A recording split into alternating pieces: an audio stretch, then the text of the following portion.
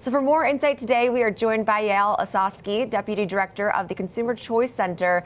Thank you so much for joining us today. So as far as the latest with this merger that has drawn, of course, antitrust challenges from several groups, what do you think regulators or Wall Street has overlooked when considering this deal? Well, thank you so much for having me. I think realistically what a lot of people have overlooked is just how much everything is changing, particularly for consumers who are tuning in, who are trying to listen to content, who are watching shows, who are streaming. I think there's so much focus on sort of these legacy studios, but consumer preferences are changing super fast, incredibly quickly.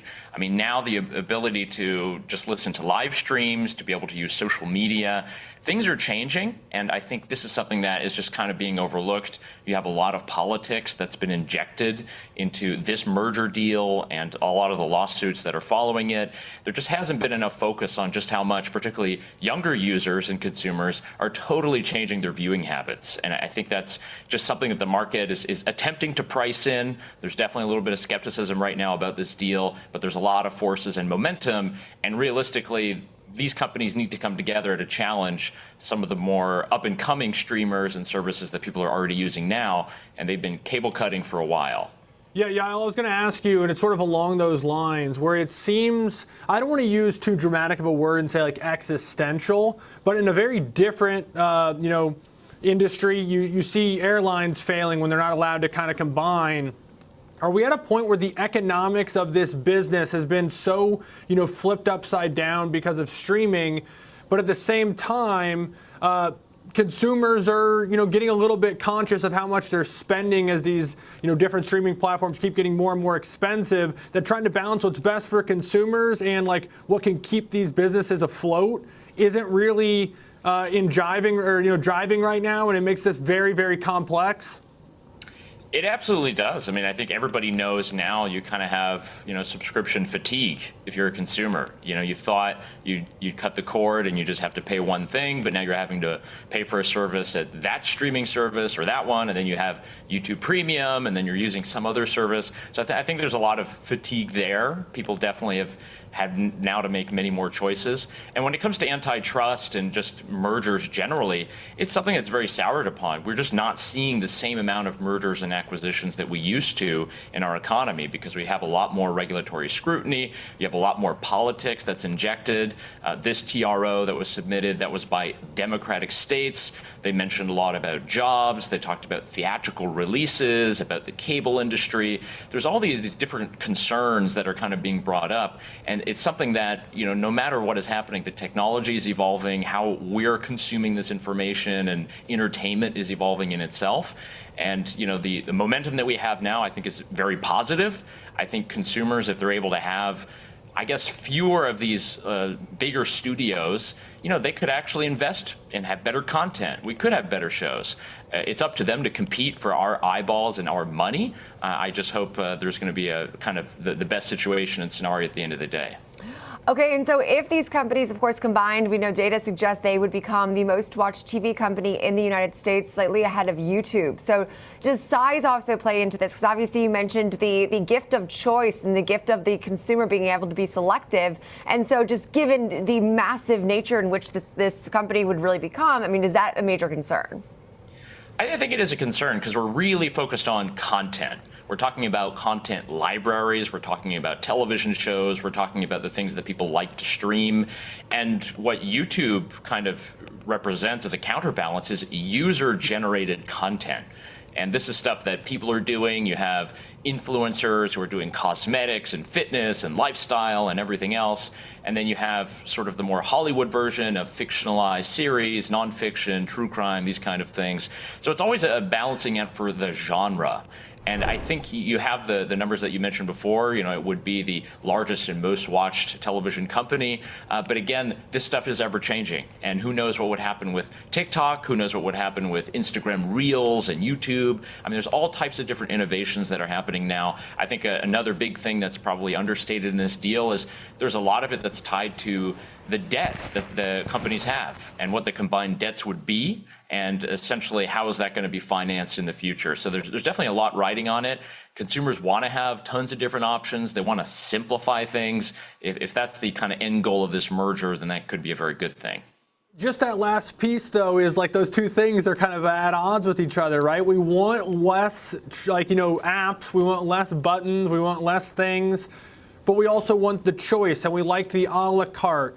If I think back to sort of traditional cable, they'd lock you in for years at a time, but that allowed them a little bit more runway. I imagine as advocates of consumer choice, you'll like the month-to-month, the ability to get out of things without long-term contracts. But does that also make it so these companies need these kind of deals? They need to scale up. They need to do like what Netflix is doing and buy podcasts and games and try to compete with TikTok and YouTube in different ways? Yeah, and I would say, yes, we want choice, but we also want, simplification and personalization. And I think that's what we've been able to get on things like YouTube is great algorithms that are curating content. And now a lot of the studios are having to figure out how to curate this content. You've heard all the stories about Netflix and how they have, certain things they need to mention within the shows and the story arc, and they know people are looking at their phones. There's all these dynamics that are kind of happening, and everyone's competing for eyeballs. But consumers, at the end of the day, we're just looking for good stories. And I think that's something that we've kind of been lacking for a few years.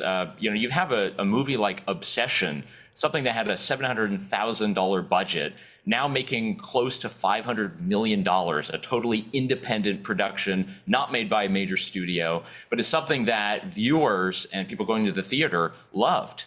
And that's a thing that you just can't anticipate. And I think just having a lot more resources consolidated, having a lot more people who are open to technological change, personification of content, this could be a very good thing. Again, right now, the government and sort of the regulatory process is what is stopping this merger at the moment. Even the EU has greenlit this, which does say one thing. But I do think overall, if consumers are given this option, it is just one of many. And it's probably going to be a richer environment if we do have that. Okay, and as we do know, roughly 2/3 of U.S. households have moved away from traditional paid TV. And so how does that broader shift really change how we should think about competition in this industry? Yeah, I think as well, people are on their individual devices. We're not just talking about the television in the living room anymore. We have individual devices. Now people are using, things like their Meta Quest or using, their big Apple devices so they can watch things. So I think you have to really figure out about how people are consuming the content. That's really important. And really making a compelling case. I think one thing that has been great for a lot of these companies and distributors is they partner with other companies, credit card firms, memberships. You're able to leverage let's say your Gmail subscription, and you're able to get a Paramount or something like that. These are the kind of deals that consumers are really thirsty for, and we really appreciate. Sometimes it's a bit hard to find the kind of bargain offers, but these are the kind of the things that I think are going to pull consumers along. All the subscription models are changing. It's getting a bit different, but over time, I think it'll be a bit simpler. And with all of the choice that we'll have, I think we'll kind of be better off. So very favorable towards it. All right, I was going to say, you kind of answered part of this, so it's a two-part question. I was going to say is sort of this nonpartisan consumer advocate group. Are you in favor of deals like this and this one in particular? But most importantly, do you think it's going to go through in the end? I think overall, we're just in favor of deals where we know that consumers will be better off. And I think realistically, you can come up with every measure, and what you have in the TRO and by the California Attorney General is they're talking a lot about theatrical releases, and they're talking about the cable and this and that. Are consumers going to be better off, yes or no? And I think it's just not a compelling case that they're going to be worse off if this deal goes through. And I do think it will. I think there's just a lot of time on their side. There's a lot of resources on their side. And if we can get the politics out of it, which I think right now is polluting the conversation with talks about CNN being spun off or talks about, job protection in Hollywood and California.